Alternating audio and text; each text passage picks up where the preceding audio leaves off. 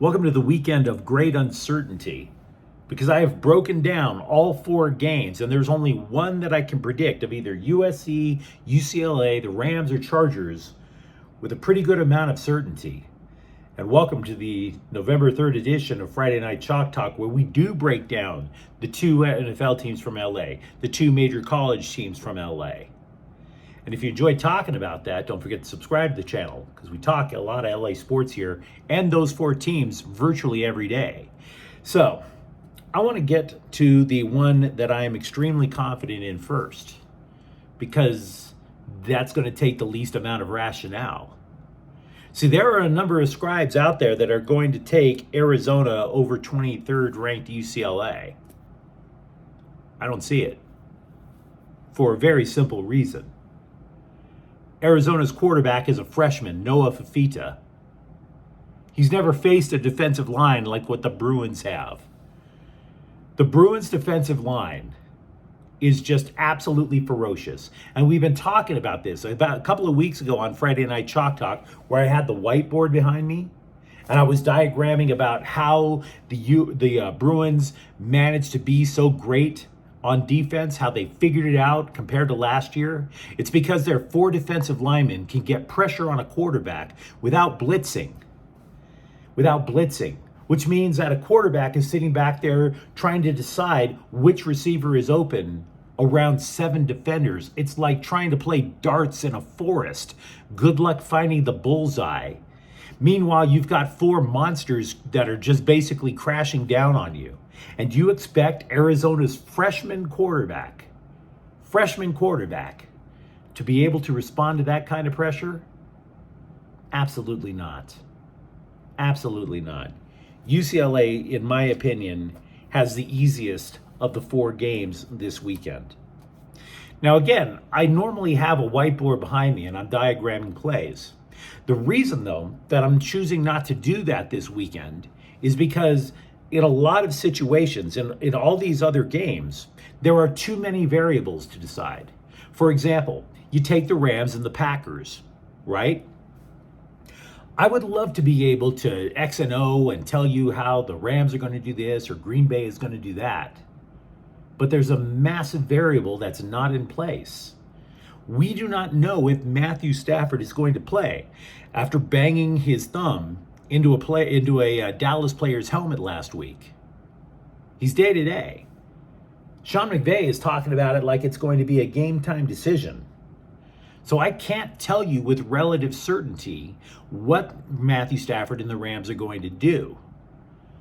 I will tell you this, in my opinion, if Stafford plays, I believe the Rams win.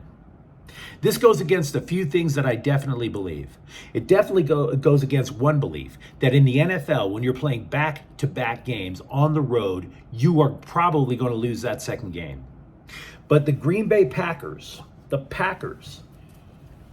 have a ton of problems that they keep having to work through. For example, they are minus 59 points in the first half. That's not a gambling term. That means that at the end of the first half, they are certainly going to be down and probably more than a touchdown. Sean McVay, if he's ahead at halftime, with the exception of one game against the San Francisco 49ers, does not lose. So it's important for the Rams to get out to that first half lead. And I think they can do it because I look at the Green Bay defense and they've used a lot of draft capital to rebuild that defense. 8 of their last first round picks have gone to defensive players. They're still not a bunch of monsters on the defense, and they are especially weak at safety. What do the safeties on a defensive coverage, what is their assignment? The middle and deep. Who is definitely key in the Rams offense and where does he excel? That would be Cooper Kupp. And what does he exploit? The middle of the field. So, and by the way, Puka Nacua is not bad at doing that either. So they like their cornerbacks. They don't like their safeties. The Rams can get to a good lead if they keep hitting Cooper Kupp over the middle and moving the ball down the field. Because The Green Bay Packers, they're trying to find out if they're still going to be able to salvage Jordan Love's career. They were confident in getting rid of Aaron Rodgers because of two things. One, Father Time catches up to us all. Look at Aaron Rodgers. He blasted out his Achilles. But moreover, the Packers have invested a lot in wide receivers, in their tight ends, and Jordan Love still can't complete the pass. He's thrown interceptions in 5 consecutive games. And you might sit there and go, well, okay, James, what about the running game? That's fair.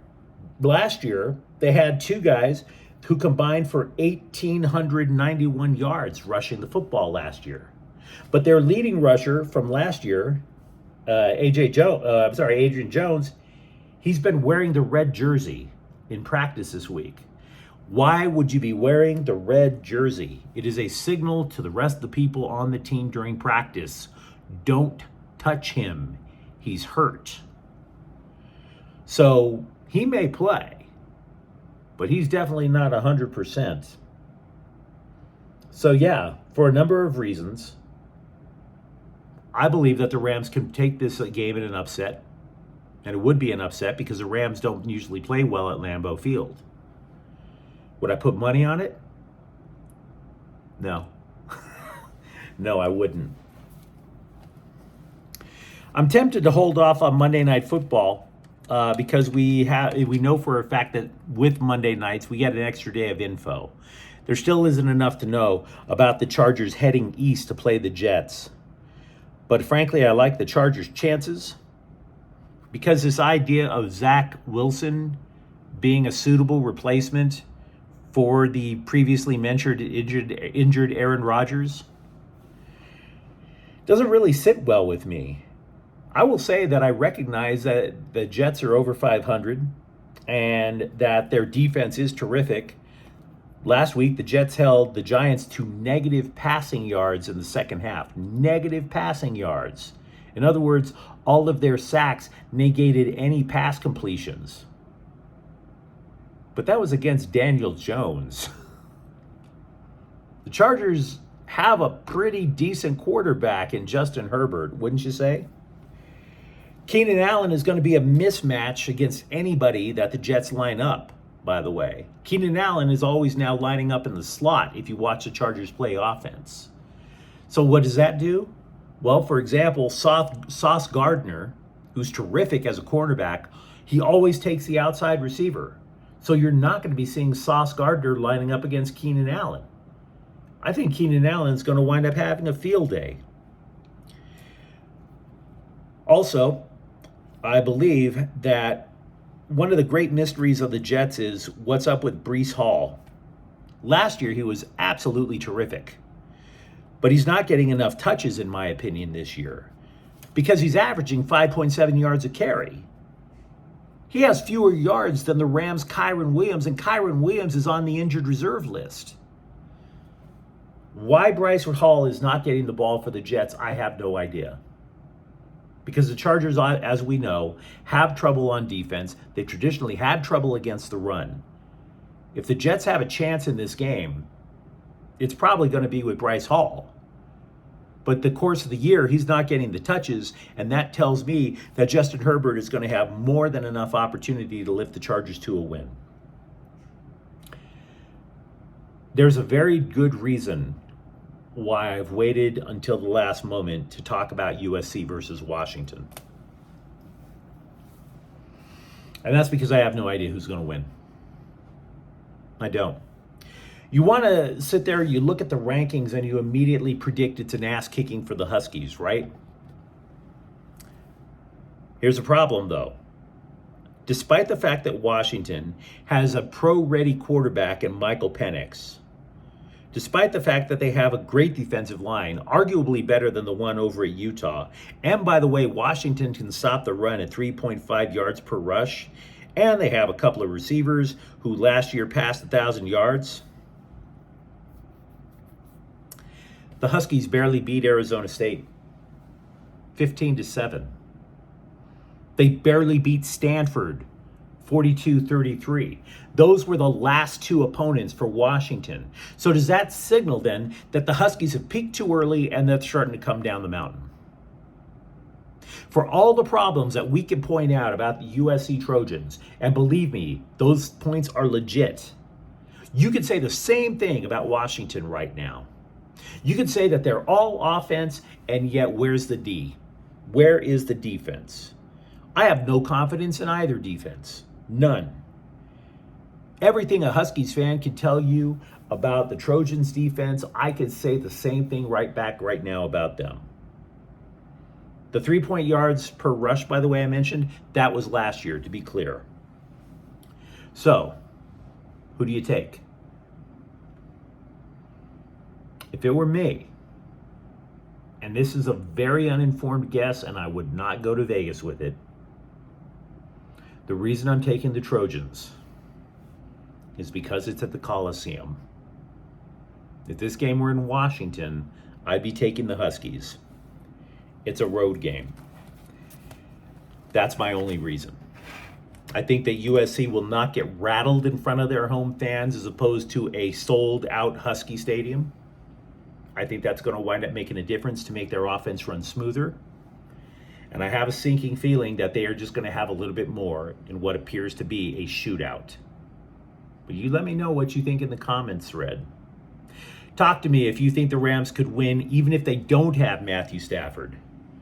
Talk to me about what you think the Trojans are going to have to do against Washington, because I look at these two teams and I see a mirror image of each other. One just happens to not be hated by the press right now. And if you enjoyed the conversation, don't forget to subscribe to Faithful Angelinos, because we talk all these football teams every single day. Thank you for watching. I'm James. We'll be back tomorrow. Faithful Angelinos is a Kian Cortel Queso production. Take care.